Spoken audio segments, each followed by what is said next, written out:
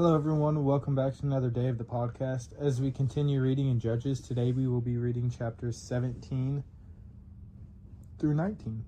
So let's go ahead and dive right in. Judges chapter 17.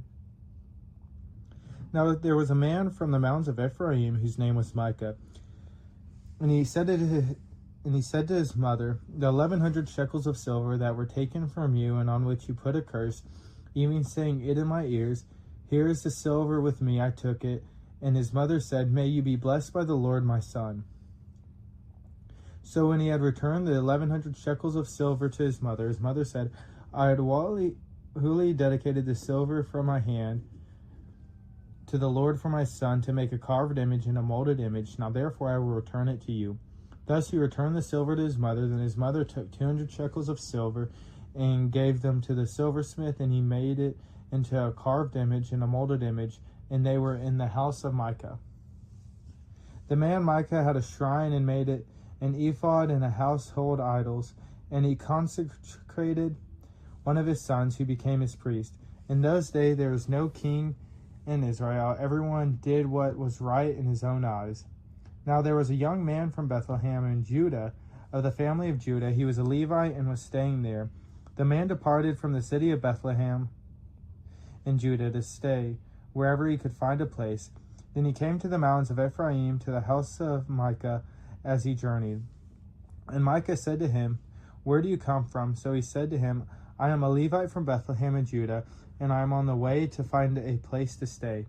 Micah said to him, "Dwell with me and be a father and a priest to me, and I will give you 10 shekels of silver per year, a suit of clothes, and your sustenance."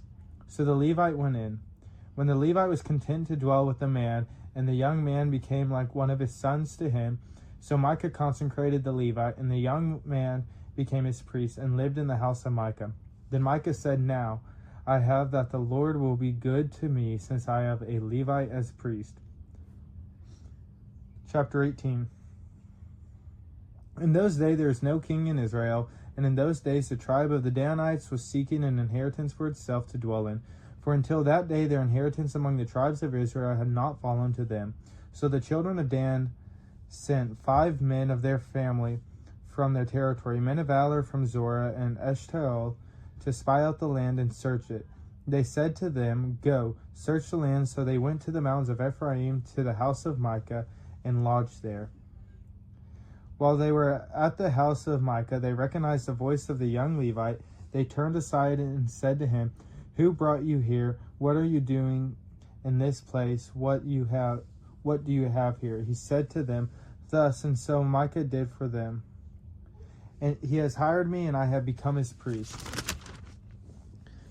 So they said to him, "Please inquire of God, that we may know whether the journey on which we will go will be prosperous." And the priest said to them, "Go in peace. The presence of the Lord be with you on your way." So the 5 men departed and went to Laish. They saw the people who were there. Now they dwelt safely in the manner of the Sidonians, quiet and secure. There were no rulers in the land who might put them to shame for anything. They were far from the Sidonians, and they had no ties with anyone. Then the spies came back to their brethren at Zorah and Eshtaol, and their brethren said to them, "What is your report?" So they said, "Arise, let us go up against them, for we have seen the land, and indeed it is very good. Would you do nothing? Do not hesitate to go and enter to possess the land. When you go, you will come to a secure people in a large land, for God has given it into your hands, a place where there is no lack of anything that is on the earth." And 600 men of the family of the Danites went from there, from Zorah and Eshtaol, armed with weapons of war. Then they went up and encamped in Kirjath Jearim in Judah. Therefore they call that place Mahane Dan to this day. There it is west of Kirjath Jearim. And they passed from the mountains of Ephraim and came to the house of Micah. Then the 5 men who had gone to spy out the country of Laish answered and said to their brethren, "Do you know that there are in these houses an ephod, houses idols, a carved image, and a molded image? Now therefore consider what you should do." So they turned aside there and came to the house of the young Levite man, to the house of Micah, and greeted him. The 600 men, armed with their weapons of war, who were of the children of Dan, stood by the entrance of the gate. Then the 5 men who had gone to spy out the land went up. Entering there, they took the carved image, the ephod, the household idols, and the molded image. The priest stood at the entrance of the gate where the 600 men who were armed with weapons of war. When these went into Micah's house and took the carved image, the ephod, the household items, and the molded image, the priest said to them, "What are you doing?" And they said to him, "Be quiet, put your hand over your mouth, and come with us. Be a father and a priest to us. It is better for you to be a priest to the household of one man, or that you be a priest to a tribe and a family in Israel." So the priest's heart was glad, and he took the ephod, the household idols, and the carved image, and took the place among the people. Then he turned and departed, and put the little ones, the livestock, and the goods in front of them. When they were a good way from the house of Micah, the men who were in the houses near Micah's house gathered toward and overtook the children of Dan. And they called out to the children of Dan, so they turned around and said to Micah, "What ails you that you have gathered such a company?" So he said, "You have taken away my gods, which I made in the priest, and you have gone away.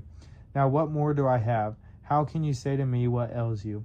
And the children of Dan said to him, "Do not let your voice be heard among us, lest angry men fall upon you, and you lose your life with the lives of your household." Then the children of Dan went their way, and when Micah saw that they were too strong for him, he turned and went back to his house. So they took the things Micah had made, and the priests who had belonged to him, and went to Laish to a people quiet and secure, and they struck them with the edge of the sword and burned the city with fire. There is no deliverer, because it was far from Sidon, and they had no ties with anyone. It was in the valley that belongs to Beth Rehob, so they rebuilt the city and dwelt there. And they called the name of the city Dan, after the name of Dan their father, who was born to Israel. However, the name of the city formerly was Laish. When the children of Dan set up for themselves the carved image, and Jonathan the son of Gershom, the son of Manasseh, and his sons were priests to the tribes of Dan until the day of the captivity of the land. So they set up for themselves Micah's carved image, which he made all the time that the house of God was in Shiloh. Chapter 19. And it came to pass in those days, when there was no king in Israel, that there was a certain Levite staying in the remote mountains of Ephraim. He took for himself a concubine for Bethlehem in Judah. But his concubine played the harlot against him, and went away from him to her father's house at Bethlehem in Judah, and was there for 4 whole months.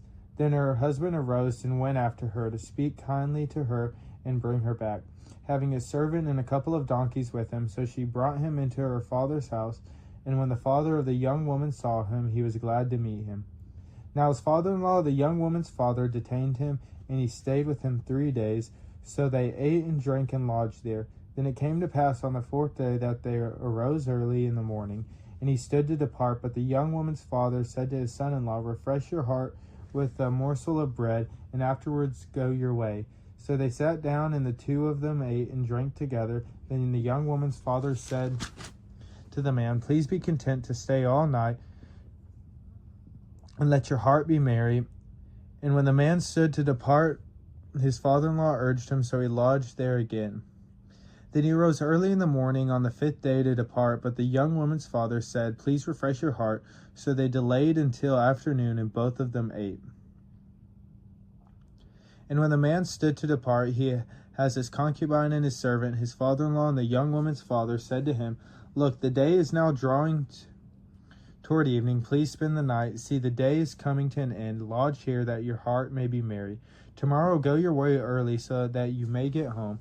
However, the man was not willing to spend that night. So he rose and departed, and came opposite Gibeah, that is Jerusalem. With him were the 2 saddled donkeys. His concubine was also with him. They were near Gibeah, and the day was far spent. And the servant said to his master, "Come, please, and let us turn aside into the city of the Jebusite and lodge in it." But the master said to him, "We will not turn aside here into a city of foreigners, who are not of the children of Israel." He will go on to Gibeah. So he said to his servant, "Come, let us draw near to one of these places, and spend the night in Gibeah or in Ramah." And they passed by and went their way, and the sun went down on them near Gibeah, which belongs to Benjamin. They turned aside there to go in the lodge in Gibeah, And when he went in, he sat down in the open square of the city, for no one would take them into his house to spend the night. Just then an old man came in from his work in the field at evening, who also was from the mountains of Ephraim. He was staying in Gibeah, whereas the men of the place were Benjamites. And when he raised his eye, he saw the traveler in the open square of the city. And the old man said, "Where are you going, and where do you come from?" So he said to him, "We are passing from Bethlehem in Judah toward the remote mountains of Ephraim. I am from there. I went to Bethlehem in Judah. Now I am going to the house of the Lord, but there is no one who will take me into his house. Although we have both straw and fodder for our donkeys, and bread and wine for myself, for your female servant, and for the young man who is with your servant, there is no lack of anything." And the old man said, "Peace be with you. However, let all your needs be my responsibility. Only do not spend the night in the open square." So he brought him into his house and gave fodder to the donkeys, and they washed their feet and ate and drank. As they were enjoying themselves, suddenly certain men of the city, perverted men, surrounded the house and beat on the door. They spoke to the master of the house, the old man, saying, "Bring out the man who came to your house, that we may know him carnally." But the master of the house, went out to them, and he said to them, "No, my brethren, I beg you, do not act so wickedly. Seeing this man has come into my house, do not commit this outrage. Look, there is my virgin daughter and the man's concubine. Let me bring them out now. Humble them and do with them as you please. But to this man do not do such a vile thing." But the men would not heed him. So the man took his concubine and brought her out to them. And they knew her and abused her all night until morning. And when the day began to break, they let her go. Then the woman came as the day was dawning, and fell down at the door of the man's house where her master was, till it was light. When her master arose in the morning and opened the doors of the house and went out to go his way, there was his concubine fallen at the door of the house with her hands on the threshold. And he said to her, "Get up and let us be going." But there was no answer. So the man lifted her onto the donkey, and the man got her up and went to his place. When he entered his house, he took a knife, laid hold of his concubine, and divided her into 12 pieces, limb by limb, and sent her throughout all the territory of Israel. And so it was that all who saw it said, "No such deed has been done or seen from the day that the children of Israel came up from the land of Egypt until this day. Consider it, confer, and speak up." Thank y'all for tuning along to today's episode as we got to continue reading in the book of Judges. We have one more day of Judges, and then we will be diving into Ruth, so that is very exciting. But if y'all would, we will go ahead and finish up. So let's bow our heads and end in prayer. Dear Lord, as we come to you today, we are just so blessed and thankful, Lord, once again. Lord, I ask that as we go into this weekend, that you give us the rest that our bodies need, so that we can be mentally rested, physically rested, Lord, and that you give us an abundance of opportunities to allow our minds and bodies and spirits to heal, Lord, as well as you continue to let us grow and build our faith with all of those around us, Lord, and to spend time with the loved ones in our life, Lord.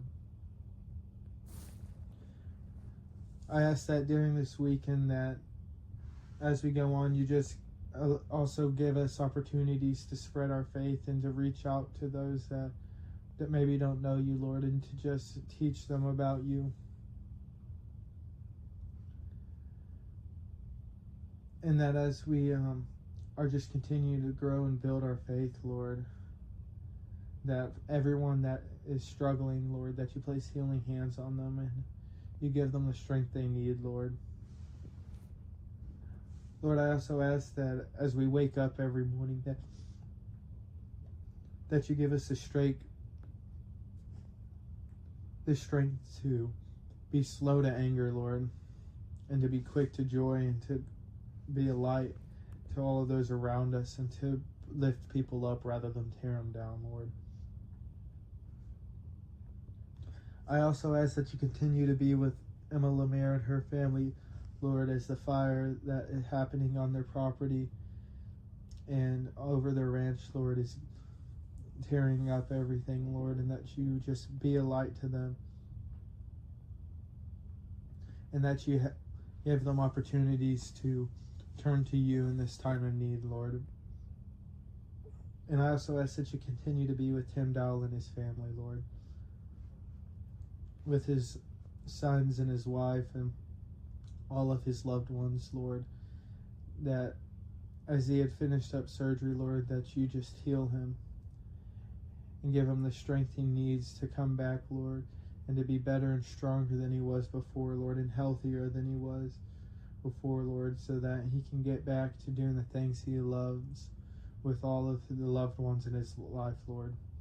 And I ask that you just place healing hands on him and his family, Lord, in their time of pain, Lord, and that you allow the family to turn towards you, Lord, in prayer.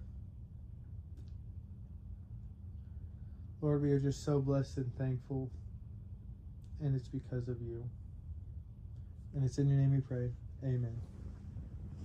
Thank you all again for tuning along to today's episode. Y'all have a great day, and if there's anyone else that has a prayer request, please let me know. Thank y'all, and I will see y'all tomorrow.